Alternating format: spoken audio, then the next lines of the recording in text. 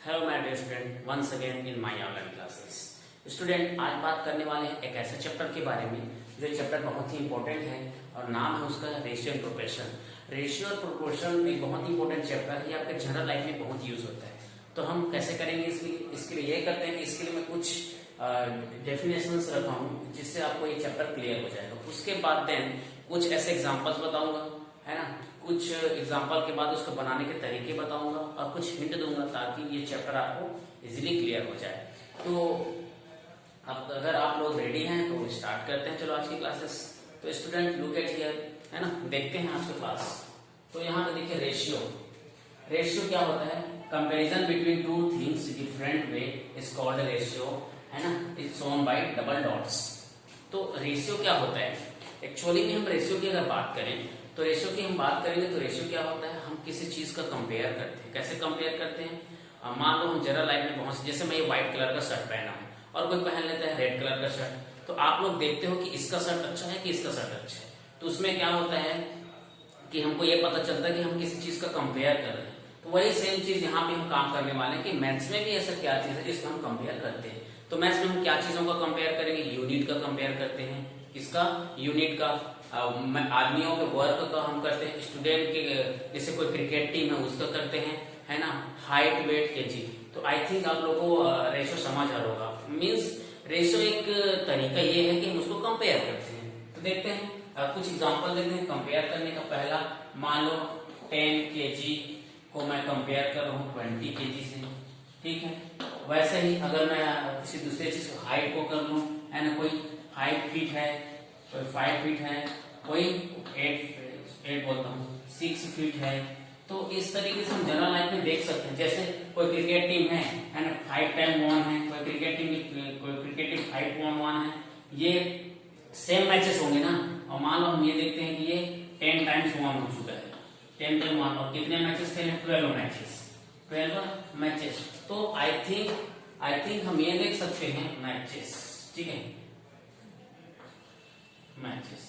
तो हम ये देख सकते हैं कि कंपेयर कैसे करते हैं। तो कंपेयर के एक्चुअली यहाँ बहुत सारे एग्जांपल तो नहीं लिया हूँ, लेकिन आप लोग के लिए इतना एग्जांपल लिया हूँ कि आपको ये समझ आए कि रेशियो होता क्या है। आई होप रेशियो आपको समझ आएगा। एक्चुअली में हम इसमें क्या करते हैं?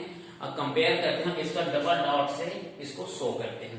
अब हम बात करने वाले हैं स्टूडेंट्स प्रोपोर्शन की। तो प्रोपोर्शन की क्या होता है? रेशियो जैसा ही होता है लेकिन थोड़ा चेंज होता है। जैसे इक्वलिटी बिटवीन टू रेशियोज, है ना, equality between to ratios.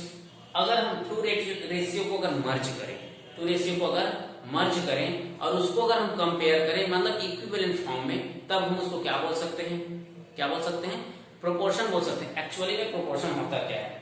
Actually proportion जब हम कंपेयर करने के लिए जाते हैं तो एक पेयर बन जाता है राइट साइड में और लेफ्ट साइड में। तो हमको ऐसे क्वेश्चंस आते हैं जिसमें हमको थर्ड प्रोपोर्शन को निकालना होता है, सेकंड प्रोपोर्शन को निकालना, मतलब इसमें चीजें कितनी होंगी? 4। जैसे ए, बी, सी और डी है, ए बी सी डी। अब इसको लिखेंगे कैसे? ए रेशियो, अब इसको कैसे लिखेंगे? A ratio B. ये है आपका ratio. A ratio B proportional to, है ना, proportional to C ratio D. इसी को और क्या लिख सकते हो आप? A by B equal to C by D, equal to C by D. तो इस तरीके से आप देख सकते हैं कि प्रोपोर्शन होता क्या है। तो अब प्रोपोर्शन के यूजेस कहाँ पे? जब हमारे डाटा बहुत ज्यादा हो जाते हैं, जैसे टाइम, वर्क, है ना, समय, दिन, आदमी सब एक साथ अगर काम आ जाए। जैसे मैं कहीं जाता हूँ, काम करने जा, 10 लोग काम करने गए, 2 दिन लगा, है ना, 2 दिन लगा, तो उसमें दिन भी जा रहा है, टाइम भी जा रहा है, आदमी भी जा रहा है। तो ऐसे में क्या होता है कि हमारा जो प्रोपोर्शन की जो डेटा है ना, वो बढ़ने लग जाता है। और जब बढ़ने लग जाता है तो हम रेशियो ना यूज करते, क्या यूज करते हैं? प्रोपोर्शन यूज करते हैं। तो ध्यान देंगे थोड़ा। और यहाँ अगर बात करेंगे इनवर्स, इसी में एक चीज और देखेंगे, इनवर्स प्रोपोर्शन। तो ये तो डायरेक्ट हो गया, प्रोपोर्शन भी है, लेकिन ये कैसा प्रोपोर्शन है? डायरेक्ट। डायरेक्ट मतलब कोई आपको डाटा देंगे, उसका डायरेक्ट क्रॉस मल्टीप्लीकेशन करेंगे और उसके आंसर्स आ जाएंगे। लेकिन थोड़ा ये क्या होता है, जस्ट इस प्रोपोर्शन अपोजिट हो जाता है इनवर्स प्रोपोर्शन। तो एक्चुअली में स्टूडेंट इनवर्स प्रोपोर्शन होता क्या है? जब कोई वर्क अपोजिट डायरेक्शन में काम होने लग जाता है तो इनवर्स प्रोपोर्शन होता है। जैसे कि एग्जांपल में अगर देखूं, एग्जांपल से पहले थोड़ा देख लेते हैं definition. Inverse proportion two quantity है ना, two quantities are related to each other.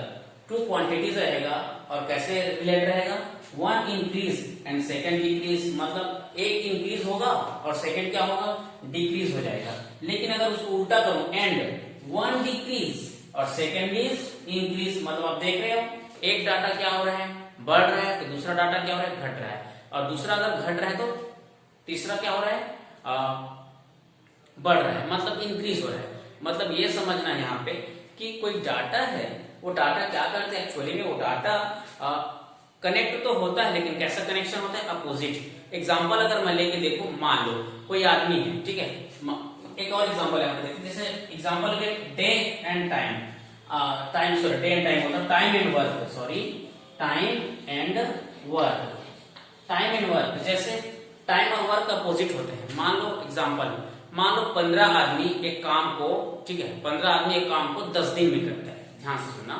15 आदमी एक काम को 10 दिन में करता है, ठीक है, 15 आदमी है ना एक काम को 10 दिन में करता है, तो बताओ 20 आदमी उसी काम को कितने दिन में करेगा। तो आप मुझे ये बताइए, जब 15 आदमी थे तो एक काम को 10 दिन में कर रहे हैं, अब मैं 15 को 20 आदमी कर रहा हूं तो टाइम घटेगा ना, टाइम घटेगा ना भाई, आदमी ज्यादा हो रहा है तो टाइम घट जाएगा। तो आई होप आप लोग को समझ आ रहा होगा कि ये ऐसा होता है कि डाटा के आ जाने से है ना प्रोपोर्शन अपोजिट हो जाता है, मतलब आदमी यहाँ कम तो टाइम ज्यादा, अब है ना, अब आदमी ज्यादा तो टाइम कम, ठीक है, अपोजिट। अब ऐसे भी हम बोल सकते हैं टाइम ज्यादा तो आदमी कम, ठीक है, अब आदमी ज्यादा तो टाइम कम, मतलब इस तरीके से हम समझ सकते। और एग्जांपल, जैसे कोई बहुत स्टूडेंट लाइफ में हॉस्टल में रहते हैं, मान लो कोई स्टूडेंट हॉस्टल में है, अब हॉस्टल में है तो है ना 200 आदमी, 200 के लिए राशन रखा गया है, 200 पर्सन के लिए राशन रखा है, वो कितने दिन जाता है, मान लो 30 डेज जा रहा है, कितने दिन, 30 डेज। अब मान लो कुछ त्योहार आ गया तो 200 में से कुछ स्टूडेंट यानी 50 स्टूडेंट कहीं और चला गया, अपने घर चले गए, तो भाई ये कितने दिन जा रहा है राशन, 30 दिन, तो भाई 50 जो आदमी बाहर चले गए उसका राशन तो यहाँ बचेगा ना, तो इसका डे क्या हो गया, बढ़ गया, मान लो 30 से बढ़ गए 35 डेज हो गया। तो देखो, तो इस तरीके से देखें कि आदमी जब इतना हुआ, लेकिन जब यहाँ से चले गए तो नंबर ऑफ डेज बढ़ गए। मतलब आई थिंक अगर आप समझना चाहो तो इजिली आप इनवर्स प्रोपोर्शन को समझ सकते हो कि आपके इस चैप्टर रेशियो प्रोपोर्शन में काम आने वाले हैं। तो आई होप समझ आया होगा। रेशियो मतलब डिफरेंट क्वांटिटीज का डिफरेंट वे में हम कंपेयर करेंगे, proportion to equality between two ratio को एक साथ कंपेयर करेंगे।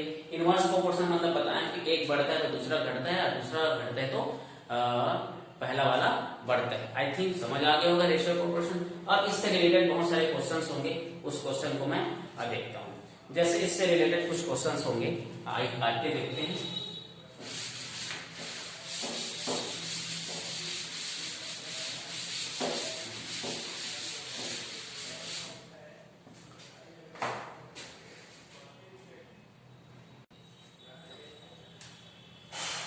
So let start. आइए देखते हैं एग्जांपल। जैसे एक्सरसाइज 1 से है चैप्टर 5 की। Mahesh cut paddy crop in a field 12 days. Gayatri cut the same crop in 9 days. How many days would be needed to cut same crops would be to work together? मतलब महेश कोई crop है उसको cut करने में 12 days लेते हैं, Gayatri 9 days लेते हैं। बताओ अगर दोनों एक साथ वर्क करेंगे तो कितना दिन लगेगा। सिंपल सी बात है, आप खुद सोचिए, अलग अलग जब काम कर रहे हैं, अलग अलग काम कर रहे हैं, क्या हो रहा है, डेज किसी का ज्यादा किसी का कम, तो डेफिनेटली देखो अगर वो दोनों एक साथ काम करेंगे तो क्या होगा, डेज क्या होगा, है ना, कम हो सकता है। ठीक है, तो देखते हैं यहाँ देखो Mahesh cut paddy crop field इन 12 days है ना, महेश टेकिंग, चलो देखते हैं यहाँ पे, Mahesh take time for cut crops है ना, कट टू क्रॉप, कितना दिन ले रहा है, 12 days, 12 days ले रहा है, कितना दिन ले रहा है, 12 days। तो देखो यहाँ पर 12 days टाइम है ना, तो 1 डे का वर्क देख लेते हैं है ना, वर्क ऑफ महेश डन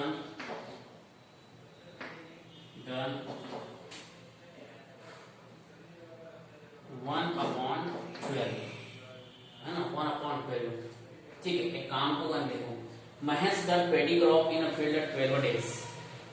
एक काम को करने में महेश को कितना दिन लग रहा है? 12 दिन। ठीक है, 12 दिन। तो टाइम, तो वर्क को अगर निकालेंगे तो क्या होगा? अपोजिट होगा। तो आपको बता दूं मैं यहाँ पे, टाइम और टाइम है ना, टाइम और वर्क एक दूसरे के अपोजिट होते हैं। ठीक है, टाइम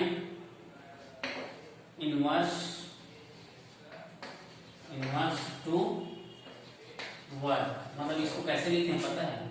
अगर हम वर्क लिखें तो 1 टाइम ऐसा, और अगर हम टाइम लिखेंगे तो जस्ट उसका क्या हो जाएगा? 1 वर्क। ठीक है, इस तरीके से कर सकते हैं हम। तो अब देखते हैं, वैसे सेम किसका देख लेते हैं?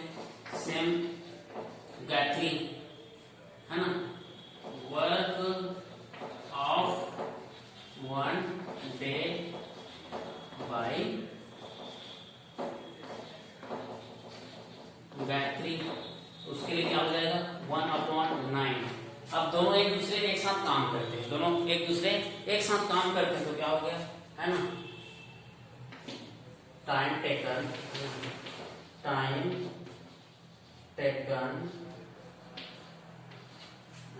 by both, time taken by both when work together,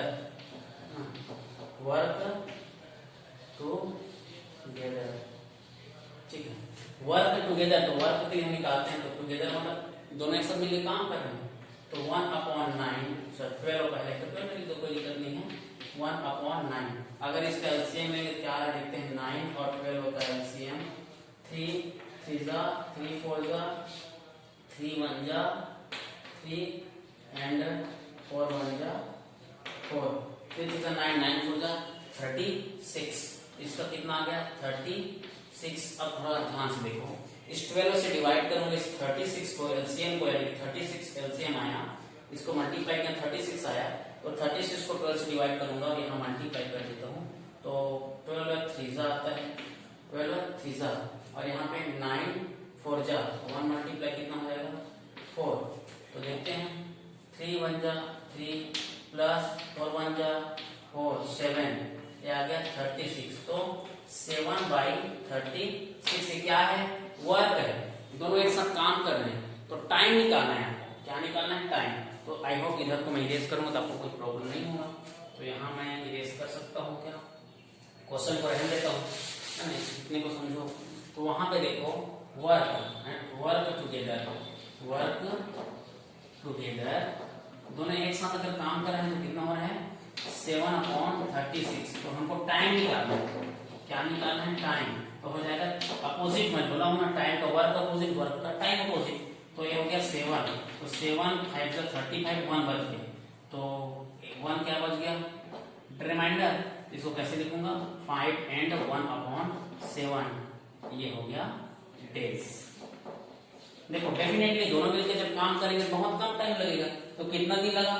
5 दिन, और ये हाफ है, हाफ को अगर हम डे को चेंज करेंगे तो आवर में चेंज हो जाएगा। ठीक है, तो इस तरीके से हम देख सकते हैं, जब दोनों अगर काम करेंगे तो कितना टाइम लग रहा है आपको, देख लो, 5 एंड 1/7 डेज।